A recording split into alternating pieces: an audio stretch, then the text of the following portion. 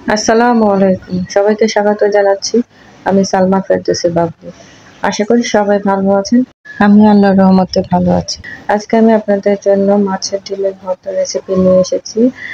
রেসিপিটি শুরু করা যাক। এখানে আমি একটা প্যান দিয়ে দিয়েছি চুলায় এবং প্যানে দিয়ে দিলাম সরিষার তেল ১ টেবিল চামচের মতো। তো তেলটাকে একটু আমি গড়িয়ে নিলাম। তো এরপর আমি দিয়ে দেব শুকনো মরিচ কয়েকটা। তো শুকনো মরিচগুলোকে তেলের সাথে ভালো করে নেড়েচেড়ে ভেজে নেব। শুকনো মরিচ ভাজা হয়ে গেলে আমি এটাকে তুলে নেব। এরপর আমি এখানে পেঁয়াজ রসুন ভেজে নেব। তো আমি এখন দিয়ে দেব রসুন কুচি। রসুন আপনারা চাইলে আস্তেও দিতে পারেন। আস্ত রসুন দিয়ে ভালো করে ভেজে নিতে হবে। রসুন কুচিয়ে দিয়েছি। রসুন কুচিটাকে একটু ব্রাউন করে ভেজে নেব। এরপর এতে দিয়ে দেব পেঁয়াজ কুচি। পেঁয়াজ কুচিটাকে বেশি ভাজা যাবে না, হালকা একটু ভেজে নেব।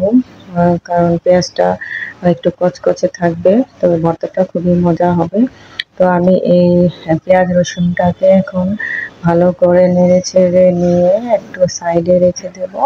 সাইড করে এখানে আমি দিয়ে দেব মাছের ডিম।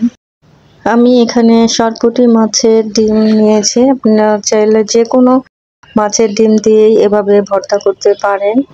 তো আমি এখন এখানে একটু তেল দিয়ে দিব। তেল দিয়ে আমি এখন ডিমটাকে একটু ভেজে নেব ভালো করে।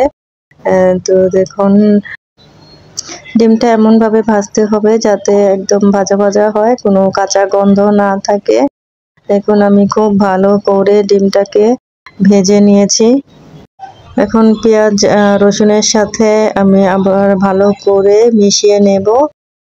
এরপর আমি এই যে শুকনা মরিচটা ভেজে রেখেছিলাম সেখানে স্বাদ মতো লবণ দিয়ে দেব এবং শুকনা মরিচটাকে ভালো করে ভেঙে লবণের সাথে মিশিয়ে নেব।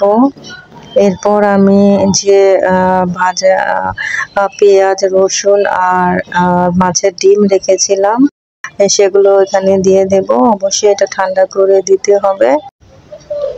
এখন এর সাথে দিয়ে দেব ধনেপাতা কুচি।